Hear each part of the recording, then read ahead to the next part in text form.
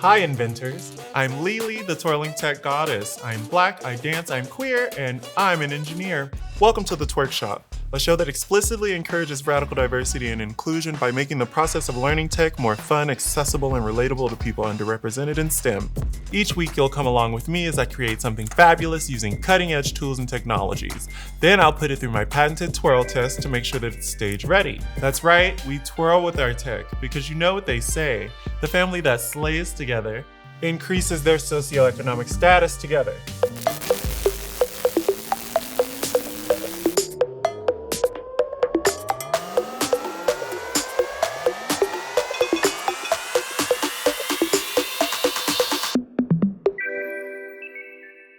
On this episode, we're going to be keeping our feet dry in style by decorating a pair of rubber rain boots using airbrushing.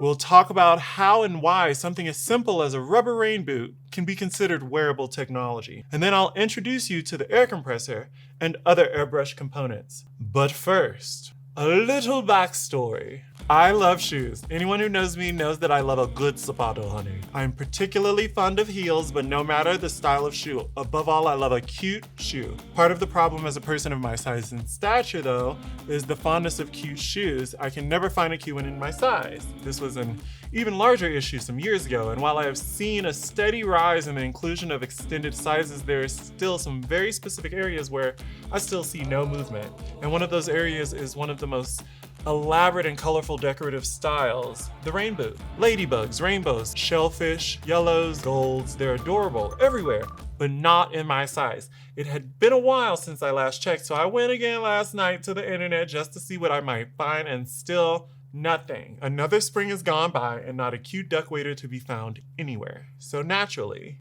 refusing to be downtrodden, I will once again allow creativity to arise from neglect, darling. The rubber rain boots I'm using today were purchased at a local thrift store here in Colorado called The Ark for $20. Shout out to The Ark, we stand, hashtag upcycling. Now, I know what you're thinking. This Queen Sarah, her show is about wearable technology. Where's the technology? How are rubber rain boots wearable technology? She being lazy.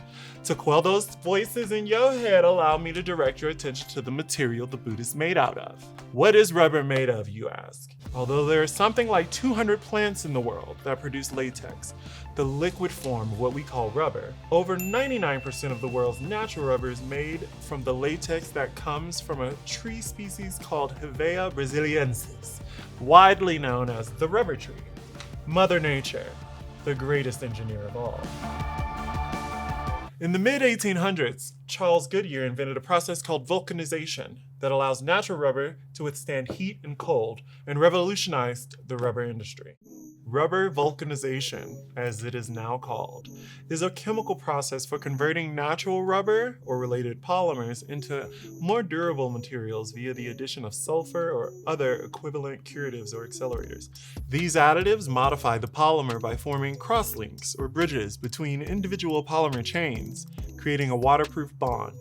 And in the mid-1800s, the most logical use of that technology was obviously to put it on your feet. Prior to this, shoes were made of a single piece of wood roughly cut into shoe form. Sometimes a variant of this would be a wooden sole to which a leather upper was attached.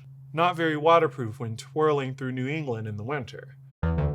Now, you may ask, twirling tech goddess, what's the greater purpose for keeping your feet dry?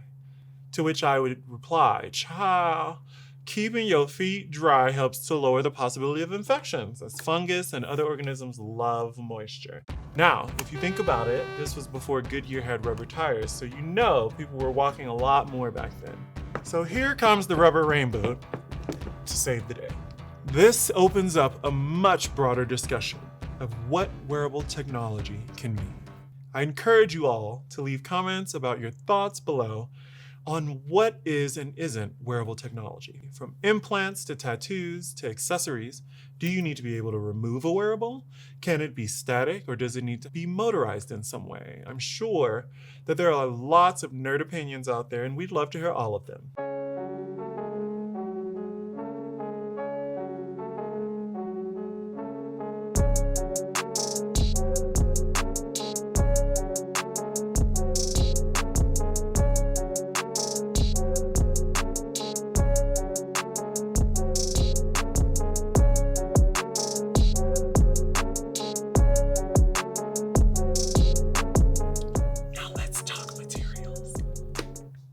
the airbrush machine we'll be using today has a dual fan compressor popularly used for cooling systems. It was around $150 or so, not cheap for a can of compressed air. Link in the description. Air compressors work by forcing air into the container, pressurizing it. Then the air is forced through an opening in the tank, where the pressure builds up. Think of it like an open balloon. The compressed air can be used as energy as it's released. In the case of the airbrusher, the air then travels through this hose and is released through the pressing of this button. Pressing it down releases the air. Pushing it forward or backward releases the desired amount of paint, which is being held in this pot.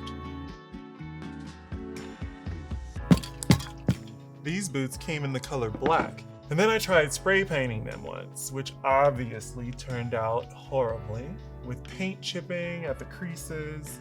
So to turn these drab rubber rain boots into something that we'll be proud to splish splash around in, we're gonna need a few essentials. First, you're gonna need your favorite primer. I'm gonna use a spray primer today. Second, you're gonna want your favorite pair of handy dandy scissors. You're gonna want some sticky backed paper or tape. You're gonna want maybe some regular paper if you wanna make stencils.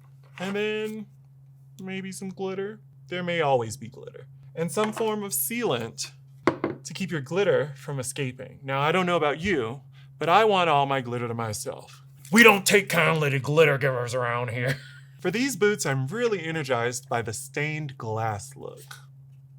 So we'll start by taping off the specific sections of the boots maybe that I want to paint in the specific colors. And then we'll just start painting. Let's get started.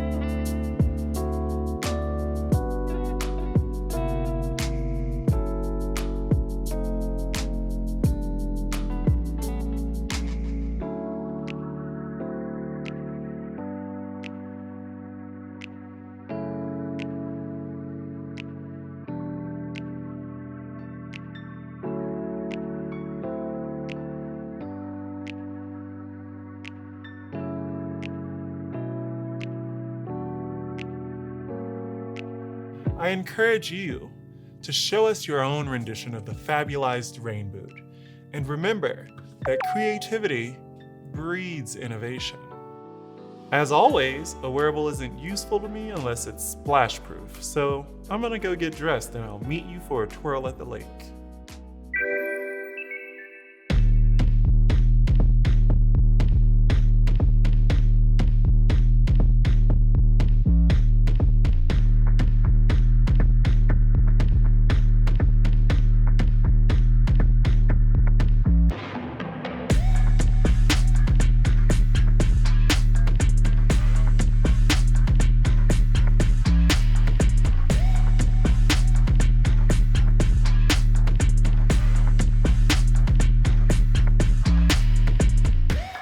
So make sure you like and share and subscribe and turn on your post notifications, Daddy, so that you don't miss out. Why do I laugh every time?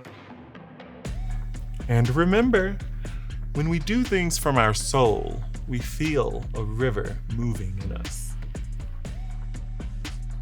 This program was made possible by the BTU Lab at the University of Colorado, Boulder.